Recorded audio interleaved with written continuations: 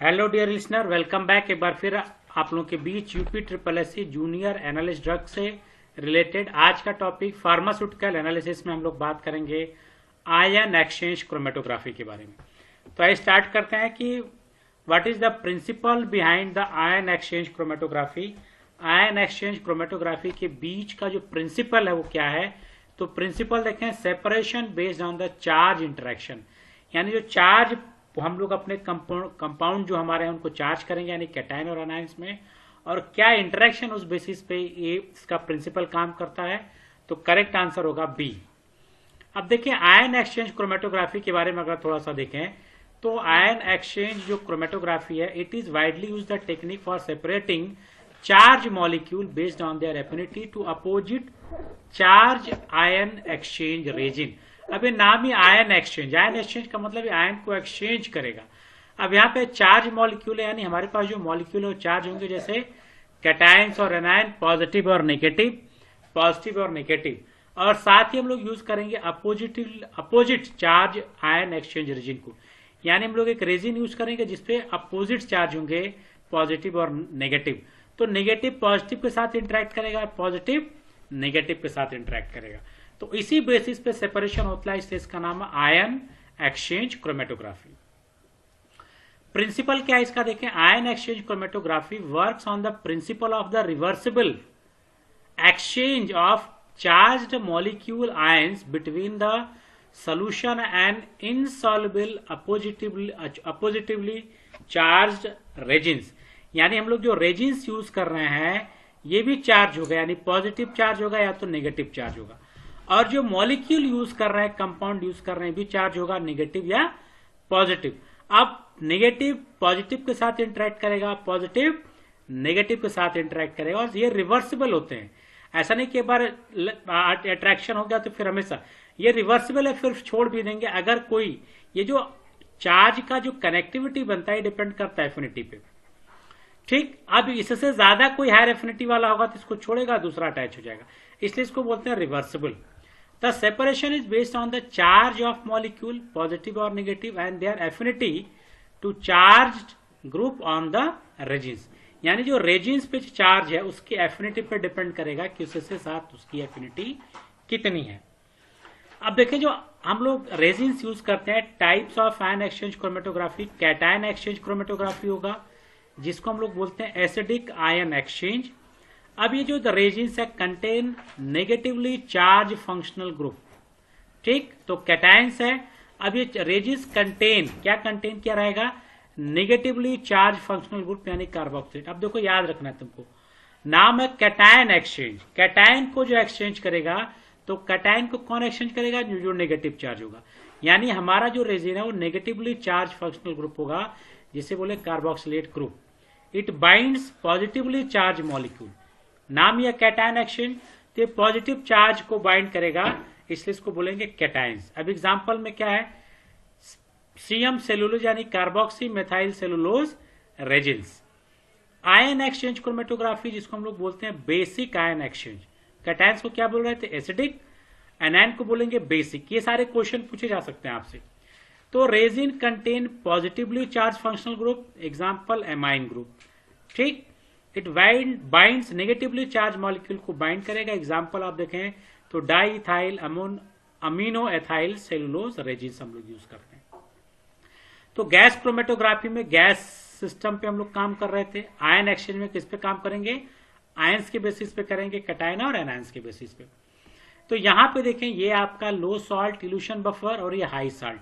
अब ये chromatography column है जहां पे हमारा सैंपल है, देखें 3 कलर के यहाँ पे हैं। अब इल्यूशन बफर चार्ज कॉलम, ये कॉलम हमारा चार्ज होता है, चार्ज हमारे इसमें रेजिन्स यूज किए गए हैं, कैटायंस और एनायंस।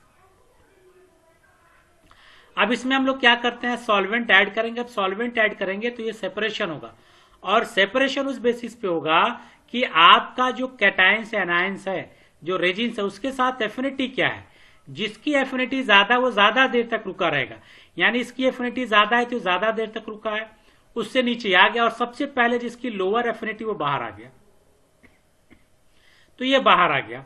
उसके बाद उससे ज्यादा एफिनिटी वाला बाहर आएगा, और सबसे आखिरी में जो सबसे ज्यादा एफिनिटी वाला है वो बाहर आएगा।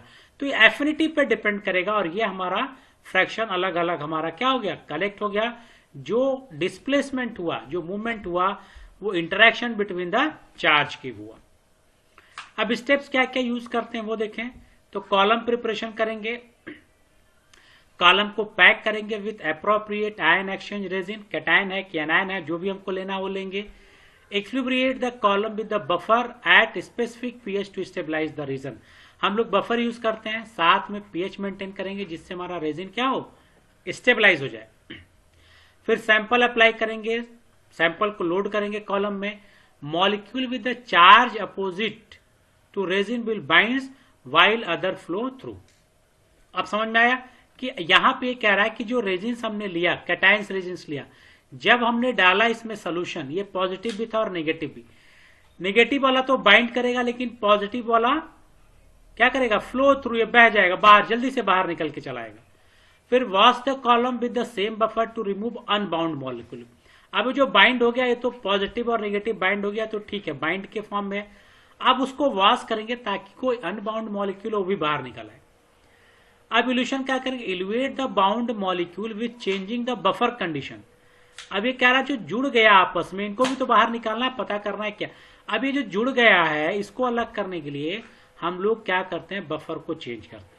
अब इसमें क्या करते हैं, साल्ट इंग्रेडिएंट्स, यानी हम और साल्ट डालेंगे, ऐसा साल्ट जिसकी एफिनिटी ज्यादा हो। अब ये बाइंड करेगा, पॉजिटिव वाला बाहर निकल आएगा।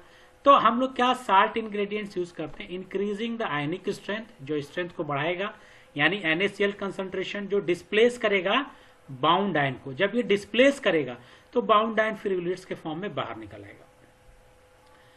पीएच ग्रेडियंट्स हम लोग यूज करते हैं, जो एडजस्ट करेगा पीएच को। Regeneration, wash the resin with high salt solution specific buffer to remove the residual bound molecule, allowing to resin reused. अब रीयूज्ड करना है तो जो बाउंड है उसको भी बाहर निकालना है, तो उसके हम लोग साल्ट सोल्यूशन यूज करेंगे और बफर यूज करेंगे, जिससे सारा का सारा कंपोनेंट बाहर आ जाए, ताकि फिर हम लोग रेजिन्स को दोबारा यूज कर सकें। एप्लीकेशन क्या है इसका देखें, तो प्यूरिफिकेशन में यूज करते हैं, ठीक। Use separate protein based on the charge difference, जैसे isolation of enzymes, antibodies, hormones. Nucleic acid purification में यूज करते हैं, डीएनए आरएनए में, ठीक। वाटर ट्रीटमेंट में हम लोग मेटल साइन और इम्प्यूरिटीज को रिमूव करते हैं। एनालिसिस में हम लोग मेटाबोलाइट्स यानी इम्यूनो एसिड्स और इनको प्यूरिफिकेशन में यूज करते हैं। तो ये देखें, positively charge protein binds to negatively charge beads. अब ये देखें, नेगेटिव चार्ज है, पॉजिटिव चार्ज, तो ये इस तरह से बाइंड करेगा, ठीक। तो ये बाइंड करता है, negatively charge protein flow through. अब जो नेगेटिव चार्ज है वो हमारा क्या हो जाएगा, फ्लो थ्रू हो जाएगा, बह जाएगा, यानी ये इंटरेक्ट किया और ये जो नेगेटिव चार्ज था ये बाहर आ जाएगा, ठीक। तो जो इंटरेक्ट करेगा वो रिटेन हो गया और जो इंटरेक्ट नहीं किया वो पहले बाहर हो जाएगा। अब क्वेश्चन है कि which of the following resins used for, second question देखें, which of the following resins is used for cation exchange chromatography. तो सीएम यानी कार्बोक्सी मेथाइल सेलुलोज हम लोग यूज कर रहे हैं, तो करेक्ट आंसर हो गया बी। तो नेक्स्ट क्वेश्चन देखें, which ion exchange resin has positively charged functional group. Which ion exchange resin has positively charge functional group पूछ रहा है, तो आपके होगा एनायन एक्सचेंज रेजिन। तो करेक्ट आंसर हो गया बी। पांचवा, in ion exchange chromatography the strength of ionic bond between the molecule and the resins depends on, यानी स्ट्रेंथ किस पे डिपेंड करेगा ये पूछ रहा है, तो charge density of the molecule पे डिपेंड करेगा हमारा स्ट्रेंथ ऑफ आयनिक बॉन्ड। तो करेक्ट आंसर हो गया सी। छठा है, what type of evolution is commonly used in the ion exchange chromatography. कौन सा हम लोग यूज करते हैं, तो देखें अगर कौन सा यूज करते हैं, तो पीएच ग्रेडियंट और साल्ट इंग्रेडिएंट अभी आया था, पीएच इंग्रेडिएंट और साल्ट में हम लोग NaCl यूज करते हैं, ठीक है। तो इसको हम लोग यूज करते हैं इल्यूशन के लिए। छठा, which of the following is a weak anion exchanger. इसमें से वीक कौन सा ये पूछ रहा है, तो वीक के लिए देखें हमारे पास जो ए है, डाई इथाइल अमोनियम इथाइल, तो करेक्ट आंसर होगा ए। आठवां, during the ion exchange chromatography why is a buffer use. हम लोग बफर क्यों यूज करते हैं ये पूछ रहा है, तो बफर जाहिर सी बात है पीएच को मेंटेन करने के लिए यूज किया जाता है, तो करेक्ट आंसर होगा to maintain the pH for stable ion interaction के लिए। तो करेक्ट आंसर हो गया हम लोगों का B. 9th, what happens to protein at their isoelectric point in ion exchange chromatography. ठीक, तो यहां पे they are neutrally charge and do not bind. तो आइसोइलेक्ट्रिक पॉइंट पे कोई प्रोटीन है तो ये न्यूट्रल होता है, जब न्यूट्रल होगा तो ये बाइंड नहीं करेगा, तो करेक्ट आंसर होगा हम लोगों का सी।